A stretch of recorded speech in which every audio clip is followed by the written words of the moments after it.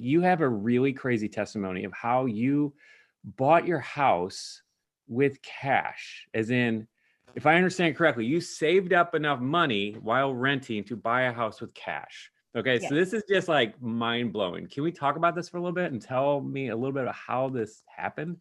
Yes. So my husband and I got married 18 years ago, and we had set this audacious goal that he was going to go through law school and we were going to stay out of debt. And he had the money set aside from some savings from his dad and some things that he had saved to go through law school. And he went in state in Kansas. So it's not this exorbitant amount.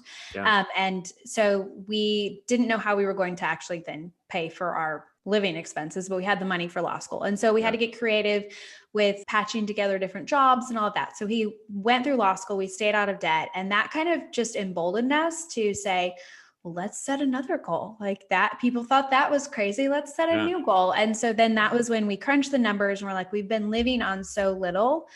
What if we were to continue to live on little and set aside a lot into savings? Let's try to do this for 5 years and let's see what happens. And so we really felt like we'd be able to buy a starter home in Kansas with that if we were to just save everything we could for 5 years. And so we did.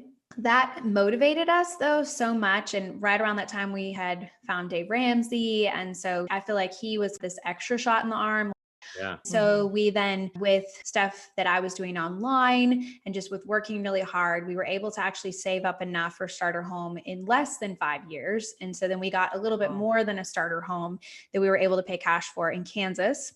Then we continued to live on little. And I mean, we increased it a little bit, but it was still significantly less than we were making.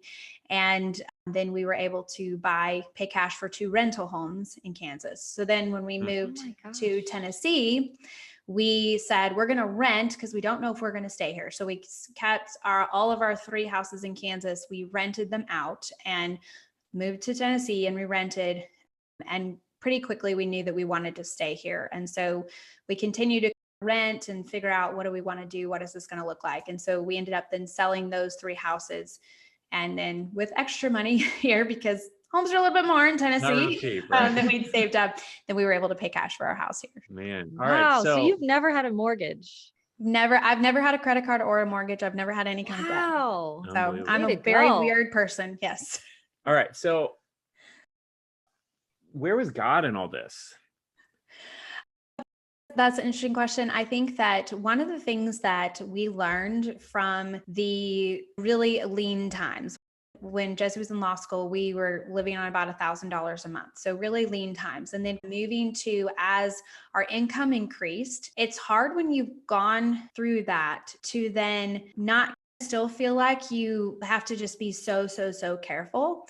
And so I'm grateful for that season where we basically couldn't buy anything extra. When I got pregnant, I was like, God, you're going to have to provide maternity clothes for me because I can't even afford to go to the thrift store.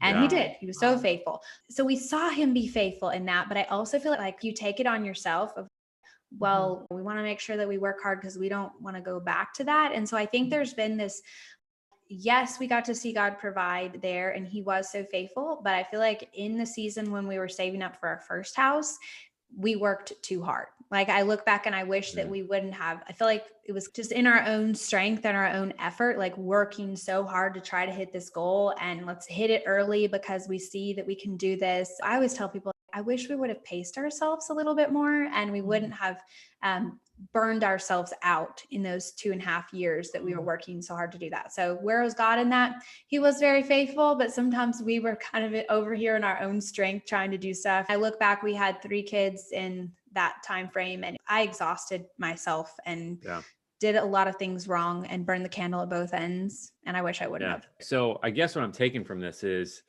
if you were going to do it over again, you would live a little bit more in the midst. If we were going to do it over again, I would not have worked 70 hours a week. Absolutely. Yes. And I feel like that God was providing and he was so faithful to provide. But I think there was like, well, but I just got to keep working because what if what if the online stuff doesn't keep doing as well? And so there was some of that where I feel like now it's this place of just living with your hands open to saying, God, we're just going to trust you and you have been faithful and we're going to trust you. And if the online stuff doesn't keep working like it has been working, then you're going to have something else for us. But I don't need to work crazy hours because there's always more you can do. But Yeah. like for me, a faith thing is to be offline one day a week and to just focus more like foster care. That's been something where it's like, there's so many hours of my week that's focused on foster care that I'm not working, and I'm making a lot less money because of that. But this is so much more fulfilling. And so it's like that, finding that balance of saying, when is enough? And just being okay with what you can always make more, but at what cost? Yeah. And I love, one of the things I love about God is that he always meets us where we are. And I see what you're doing. And that's great that you're trying really hard, but let's just bring that into a little bit of balance. And it almost feels like something you have to go through yourself in order to figure it out. You know what I mean? Do you think that? Yes, 100%. I feel like that I had to, especially me, my personality, I'm very stubborn. So I feel like I had to hit rock bottom as far as my health. I went through a season where my health really struggled, and that was because of working so hard and not sleeping enough. And so I feel like God allowed that to happen. So for me to wake up and be like, you know what? You don't need to keep working at this crazy pace. And here's the interesting thing.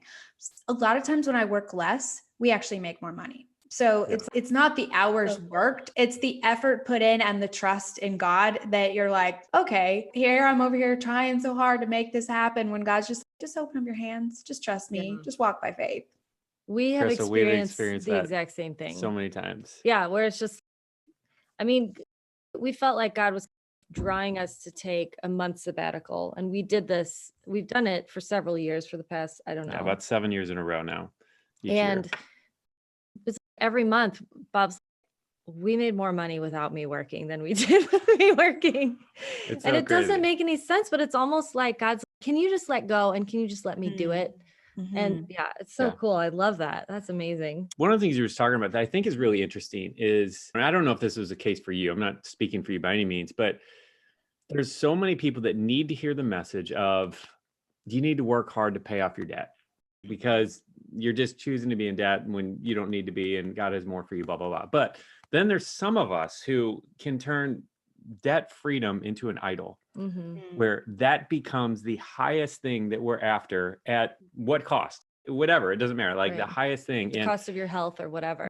And I don't know if you were in that position or not, but based on what you're saying, that now you would have taken a slightly different approach. I just think that's a really interesting thing that maybe not everybody needs to hear, but I think some people need to be reminded of that, right? Yeah, I agree. And I think for us, it was maybe not the debt freedom, but it was more like we wanted to pay cash for our house. And we put that up on, let's try to do it in less than 5 years, which is great to be motivated, but it's okay. You can also pace yourself. And I feel like that's the thing for me that I have had to learn with business. I'm very much this driven person. And in 2015, it was my third book had come out, and I was getting all these opportunities to speak and media and all that. And I remember I went out to coffee with someone, and they sat across from me and they said, "What are you excited about right now?" And I literally had no answer for them, because I realized I was just working so hard. I was exhausted. I had all these things that all these people would think, this is it, like you have arrived. And yet there was not joy there. And so for me, I took 2016 was my year of rest, and I literally said no to pretty much everything. And that kind of has totally reshaped the way that I do life. And there's so much more joy in my life now, and so much more fulfillment. And it's just, I'm grateful that I had that I hit that place where I just realized, what's the point? And so I think it is important for people to realize you can have all the things that everybody thinks are going to make you like you have arrived. And that's not enough if you're just pursuing it in your own strength. All right. So we've been chatting for a while, so we're going to wrap this up. But the book is called Love-Centered Parenting, the No-Fail Guide to Launching Your Kids. We're super excited to finish. Like I said, I just got started, but excited to finish. Thank you for taking all the time to chat. Where can people find this book? The book is available wherever books are sold right now. I think it got back in stock because it was sold out pretty much everywhere, but I think it's back in stock because the second printing came out. And like I said, I'm not that far in so far because I just got it last night. But what I love is your really honest approach in talking about these things. Like, it's not this elitist, I have everything figured out approach. It's a very honest and real look at this. And so anyway, so I'm thrilled about it. Clearly, I'm not the only one. It has, I think I checked, it's like 192 reviews with a 5-star rating on Amazon. Wow. So clearly it's resonating. Yeah. So yeah, everybody run out and grab the book if you have kids. Yeah. Anyway, thank you, Crystal. Thanks for taking the time to chat. Good to Thank hang you out so for a much little for bit. this opportunity. It was super fun to get to see your faces. So now I Yes. can when I've seen pictures, but to actually see a video, it's very fun. So. All right. Good chatting with you.